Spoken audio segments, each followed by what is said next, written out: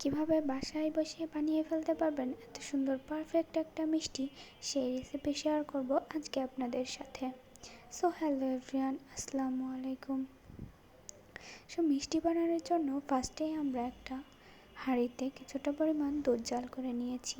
দুধটা বলক আসার পরে নামিয়ে নিতে হবে। এরপর আমরা একটা কড়াই দিয়েছি, কড়াইয়ের ভেতরে কিছুটা পরিমাণ তেল দিতে হবে। তেল দিয়ে দেওয়ার পরে আমার পরিমাণ মতো আমি সুজি অ্যাড করে দিয়েছি। আমি 2 কাপ পরিমাণ সুজি অ্যাড করে দিয়েছি। অ্যাড করার পরে এটাকে ভালোভাবে ভেজে নিতে হবে। এটা লো আঁচে ভাজতে হবে যাতে নিচ থেকে সুজিটা পুড়ে না যায়। সো এটা 2-3 মিনিট ভাজার পরে এটার ভিতরে আমরা কিছুটা পরিমাণ দুধ ইউজ করব। দুধটা অল্প অল্প করে ইউজ করতে হবে। দুধটা ইউজ করার পরে সুন্দর করে মিক্সড করতে হবে। মিক্সড করার পরে আমরা একটা পাত্রে নামিয়ে নেব। নামিয়ে নেওয়ার পরে এটার ভিতরে কিছুটা গুঁড়ো দুধ অ্যাড করতে হবে।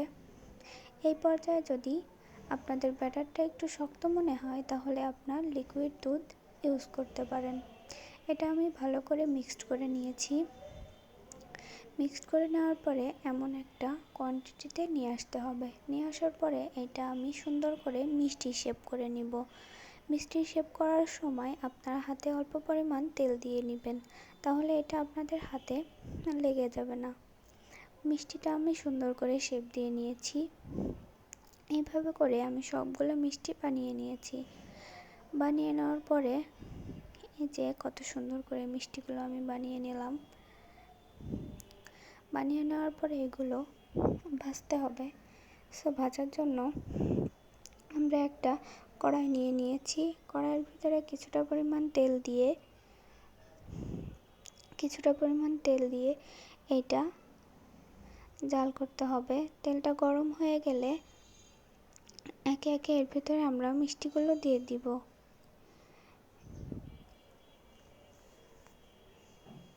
মিষ্টিগুলো একে একে দিয়ে দেওয়ার পরে এটা সুন্দর করে ভাজতে হবে। এই পর্যায়ে চুলার আঁচটা লো আঁচে রাখতে হবে। লো আঁচে রেখে মিষ্টিগুলো ভেজে নিতে হবে।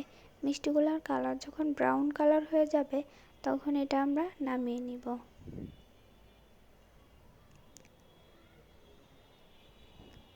মিষ্টিটার কালার যখন এমন হয়ে আসবে তখন আমরা মিষ্টিটা নামিয়ে নিব।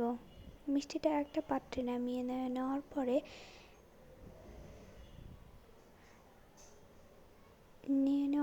এর ভিতরে আমরা এখন চিনি শিরা তৈরি করব।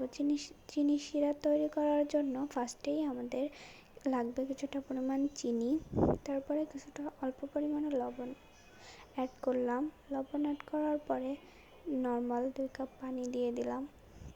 পানি দিয়ে দেওয়ার পরে কিছুটা এলাচ দিয়ে দিলাম।